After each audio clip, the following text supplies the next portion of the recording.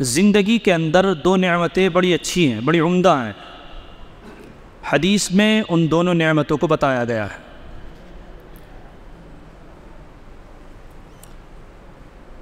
ان میں سے ایک ہے صحت کا ہونا، کسی بڑی بیماری کا لگا ہوا نہ ہونا، اور دوسرا ہے فارغ وقت ہونا، زندگی میں فری ہونا۔ یہ بڑی عمدہ نعمتیں ہیں۔ کبھی کبھی انسان کو تھوڑا سا فری بھی ہونا چاہیے، اور کبھی کبھی نہیں بلکہ روز ہونا چاہیے۔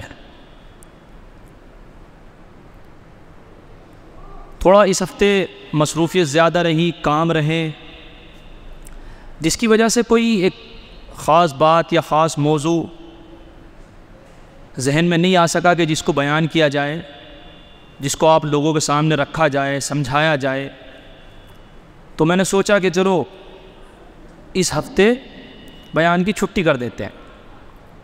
تو اس ہفتے جو ہے بیان کی چھٹی ہے۔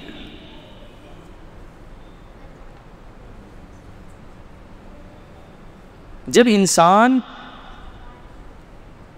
دنیا میں آیا تو آج کل کے حالات اور مصروفیات یہ ایسی ہیں کہ آپ میں سے ہر انسان جانتا ہے کہ قدم قدم پہ بڑی مصروفیت ہے۔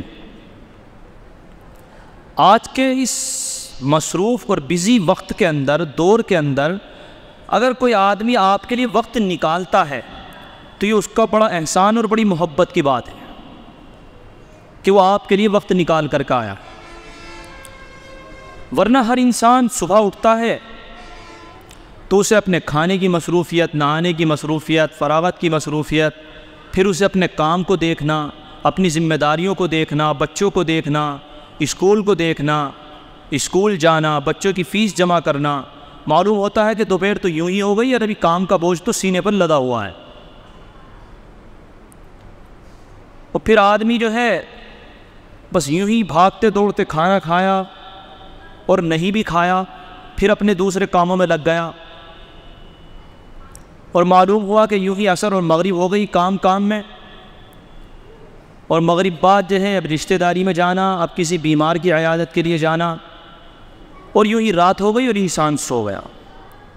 یعنی ایسا مصروف دور چل رہا ہے کہ اگر کوئی آدمی بیچارہ خالی بھی ہے نا، جسے کام نہیں ہے، جس کو کاروبار نہیں ملا ہوا ہے، وہ بھی انتہائی درجے مصروف ہے، کیونکہ اس کے لیے یہی بڑی مصروفیت کا کام ہے کہ وہ اس چیز میں بیزی ہے کہ میں اپنے کمانے کا انتظام کیسے کروں، اپنے گھر کو چلانے کا انتظام کیسے کروں۔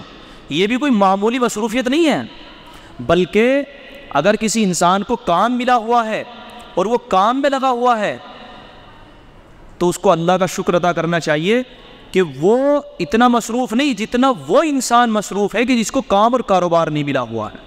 وہ مستقل ذہنی اعتبار سے پریشان رہتا ہے کہ مجھے کیا کیا جائے، میں کیا کروں، کس طریقے سے کام کروں، یہاں تک کہ بیچارے کے دن کے دن اس کے ٹینشن میں اور مصروفیت میں ایسے ہی گزر جاتے ہیں۔ تو اس لیے اللہ کا شکر ادا کرنا چاہیے کہ اللہ تعالیٰ نے اگر آپ کو کام، کاروبار اور ایک مصروف زندگی دی ہے تو وہ بھی بڑی اچھی چیز ہے۔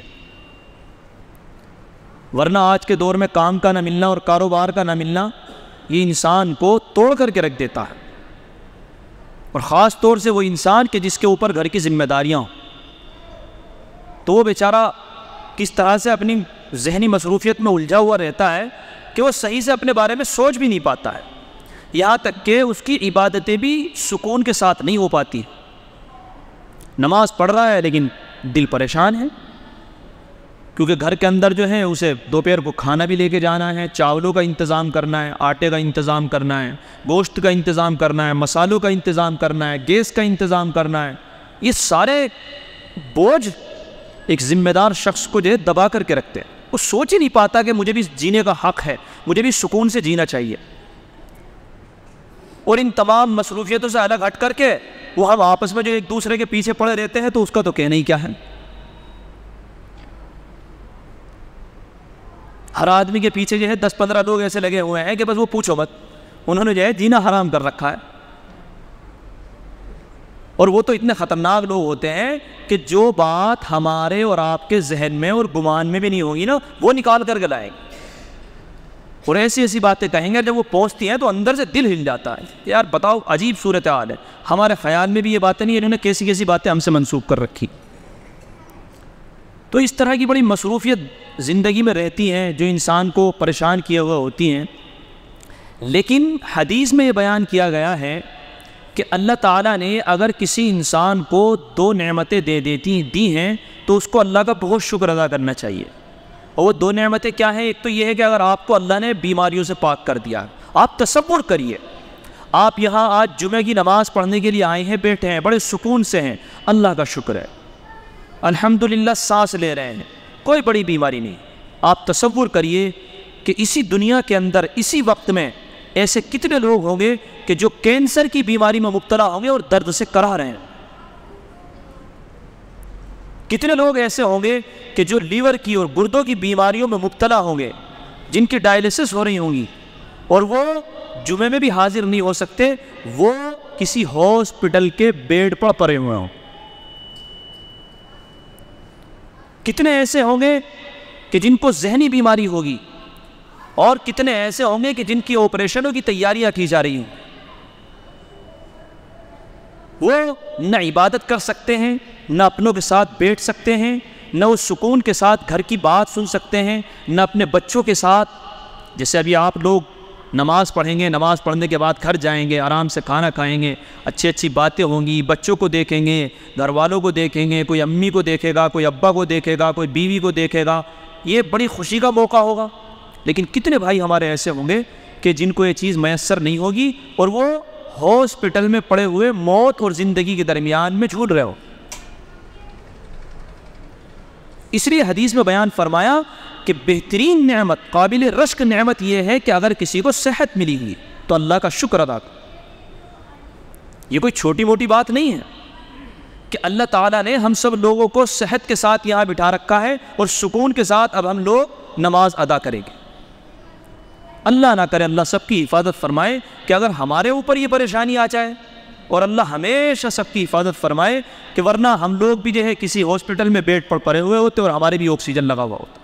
کوئی آئی سی یو میں ہے, کوئی وینٹیلیٹر پر رکھا ہوا ہے, کوئی ایکسیڈنٹ سے ٹوٹا ہوا ہے, کوئی پھوٹا ہوا ہے, کسی کی ٹانگ کٹی ہوئی ہے, بڑی عجیب صورتحال ہے.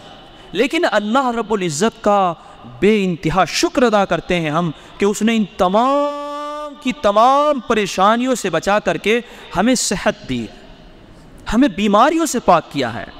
تو یقین جانیے کہ اگر آنکھ بند کر کے تصور کیا جائے تو سوچئے کہ اللہ نے ہم پر کتنا بڑا انعام کر رکھا ہے. اور جب اللہ تعالیٰ کا خیال آئے اور جب سوچا جائے تو پھر اللہ کا شکر ادا کیا جائے کہ اللہ آپ کا شکر ہے کہ آپ نے ہمیں اس بڑی نعمت سے نوازا ہوا ہے. ہم آپ کے شکر ادا نہیں کر سکتے, ہماری زبان ایسی نہیں ہے کہ ہم آپ کا شکریہ ادا کر سکیں, لیکن جو بھی ہے اللہ ہمارے دل کے اندر آپ ہے اور ہم دل سے آپ کو مانتے ہیں کہ آپ کا ہم پر بڑا احسان ہے. اس لیے میرے بھائی جب اللہ نے صحت دی ہے تو اللہ کا شکر ادا کرنا چاہیے اور اس کو صحیح جگہ پر لگانا چاہیے.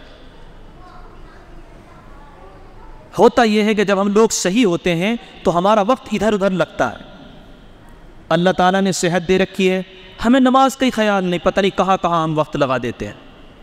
ہم یار اور دوستوں میں, پکنک میں, اور برتھ ڈے کی پارٹیوں میں, اور شادی بیاہ کی پارٹیوں میں, اور انہی میں جو ہے سارے وقت کو ضائع کر دیتے ہیں. بھائی اللہ نے اگر صحت دی ہے تو اس کو کامیاب بنا لو. کامیاب بنانے کا مطلب یہ ہے کہ اس کے اندر اتنے اچھے اچھے کام کر لو اللہ کو راضی کرنے والے کہ اگر اللہ نہ کرے کسی کو کوئی بڑی بیماری لاحق ہو بھی جائے تو کم سے کم کچھ تو صحت کے زمانے میں آپ نے ایسا کر رکھا ہو جو نامہ اعمال میں درج ہو. کیونکہ زندگی نے اگر گھیر لیا, بیماریوں نے اگر پکڑ لیا, اس طرح کی مصروفیات میں اگر گر گئے تو پھر چاہ کر بھی نہ سکون کی سانس نہیں لے سکتے. اس لیے میرے بھائی حدیث میں جو بیان فرمایا, پہلی چیز کہ صحت بہت بڑی نعمت ہے, بہت بڑی نعمت, اللہ کی بہت بڑی نعمت ہے. اگر کسی انسان کی صحت اچھی ہوتی ہے تو آپ دیکھیے وہ گھر کے کام بھی اچھے سے کر سکتا ہے, کاروبار بھی اچھے سے کر سکتا ہے, تجارت بھی اچھے سے کر سکتا ہے, شادی بیاہ بھی اچھے سے کر سکتا ہے, نماز بھی اچھے سے پڑھ سکتا ہے, تمام کام عمدگی کے ساتھ کر سکتا ہے. اور اگر صحت ہی اچھی نہ ہو نا, طبیعت ہی اچھی نہ ہو تو آدمی کام تو چاہے کرتا ہے لیکن اس کا من ٹوٹا ہوا ہوتا ہے. اس لیے اللہ کا ہر حال میں شکر ادا کرنا چاہیے۔